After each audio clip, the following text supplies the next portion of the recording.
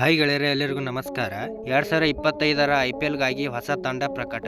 ಹೀಗಿರಲಿದೆ RCBಯ ಹೊಸ ಪ್ಲೇಯಿಂಗ್ 11. ತಂಡಕ್ಕೆ ಮರಳಿದರು ಸ್ಟಾರ್ ವಿದೇಶಿ ಆಟಗಾರರು. ಹಾಗಾದರೆ ಸುದ್ದಿಯ ಸಂಪೂರ್ಣ ಮಾಹಿತಿ ಏನು?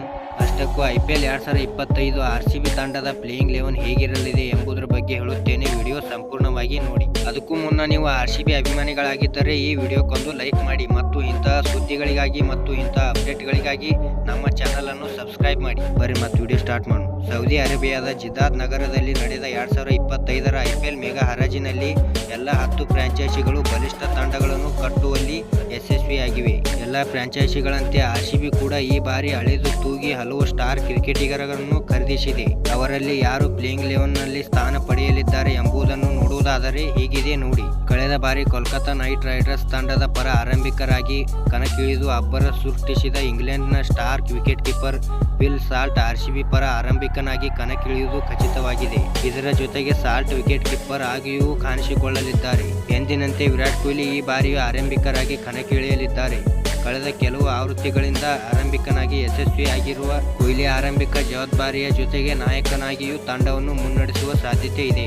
ಈಗಾಗಲೇ ತಂಡದಲ್ಲಿ ಉಳಿಸಿಕೊಂಡಿದ್ದ ಭಾರತದ ಆಟಗಾರ ರಜತ್ ಪಟಿದಾರ್ ಮುಂದಿನ ಆವೃತ್ತಿಯಲ್ಲಿಯೂ RCB ಪರ ಕಣಕ್ಕಿಳಿಯಲಿದ್ದು ಅವರು 3ನೇ ಕ್ರಮಾಂಕದಲ್ಲಿ ಬ್ಯಾಟ್ ಬೀಸಬಹುದು. ಕಳೆದ ಸೀಸನ್ನಲ್ಲಿ ಪಂಜಾಬ್ ಕಿಂಗ್ಸ್ ತಂಡದ ಪರ ಆಡಿದ ಇಂಗ್ಲೆಂಡ್ನ ಸ್ಟಾರ್ ಆಲ್ರೌಂಡರ್ ಲಿಯಾಮ್ ಲಿವಿಂಗ್ಸ್ಟೋನ್ ಈ ಬಾರಿ RCB ತಂಡವನ್ನು ಸೇರಿಕೊಂಡಿದ್ದಾರೆ. ಮಧ್ಯದ ಕ್ರಮಾಂಕಕ್ಕೆ ಹೇಳಿ ಮಾಡಿಸಿದ ಆಟಗಾರನಾಗಿರುವ ಲಿಯಾಮ್ ಲಿವಿಂಗ್ಸ್ಟೋನ್ 4ನೇ ಕ್ರಮಾಂಕದಲ್ಲಿ ಬ್ಯಾಟಿಂಗ್ ಮಾಡಲಿದ್ದು ಬೌಲಿಂಗ್ನಲ್ಲಿಯೂ ನೆರವಾಗಲಿದ್ದಾರೆ. ಲಿಯಾಮ್ ಲಿವಿಂಗ್ಸ್ಟೋನ್ರಂತೆ ಕಳೆದ ಬಾರಿ ಪಂಜಾಬ್ ಕಿಂಗ್ಸ್ ಪರ ಆಡಿದ ಭಾರತದ wicket keeper batsman Jitesh Sharma 5ನೇ ಕ್ರಮಾಂಕದಲ್ಲಿ ಬ್ಯಾಟ್ ಬೀಸುವ ಸಾಧ್ಯತೆಗಳಿವೆ. ವಿಕೆಟ್ ಕೀಪರ್ ಆಗಿ ಬಿಲ್ ಸಾಲ್ಟ್ ಇರುವ ಕಾರಣ ಜಿತೇಶ್ ಶರ್ಮಾ ಆಟಗಾರನಾಗಿ ಕಣಕ್ಕಿಳಿಯಲಿದ್ದಾರೆ. ಆಸ್ಟ್ರೇಲಿಯಾದ ಸ್ಫೋಟಕ ಬ್ಯಾಟ್ಸ್ಮನ್ ಟಿಮ್ ಡೇವಿಡ್ ಮತ್ತೆ RCB ತಂಡವನ್ನು ಸೇರಿಕೊಂಡಿದ್ದು ಎಂದಿನಂತೆ ಅವರು ಗೇಮ್ ಫಿನಿಷರ್ ಪಾತ್ರದಲ್ಲಿ ಕಾಣಿಸಿಕೊಳ್ಳಲಿದ್ದಾರೆ.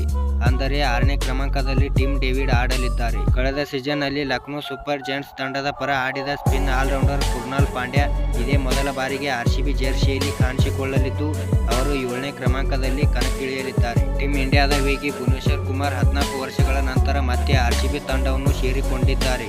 ಅವರು ತಂಡದ ಬೌಲಿಂಗ್ ದಾಳಿಯನ್ನು ಮುನ್ನಡೆಸುವುದರ ಜೊತೆಗೆ 8ನೇ ಕ್ರಮಾಂಕದಲ್ಲಿ ಬ್ಯಾಟ್ ಬೀಸಲಿದ್ದಾರೆ. ಆಸ್ಟ್ರೇಲಿಯಾದ ವೇಗದ ಬೌಲರ್ ಜೋಶ್ ಹೆಜಲ್ವುಡ್ ತಂಡದ ಪ್ರಮುಖ ವಿದೇಶಿ ಬೌಲರ್ಗಳಲ್ಲಿ ಒಬ್ಬರಾಗಿದ್ದು ಅವರ ಪ್ಲೇಯಿಂಗ್ 11ರಲ್ಲಿ ಕಾಣಿಸಿಕೊಳ್ಳುವುದು ಖಚಿತ. ಹೀಗಾಗಿ ಅವರು 9ನೇ ಕ್ರಮಾಂಕದಲ್ಲಿ ಆಡಬಹುದು.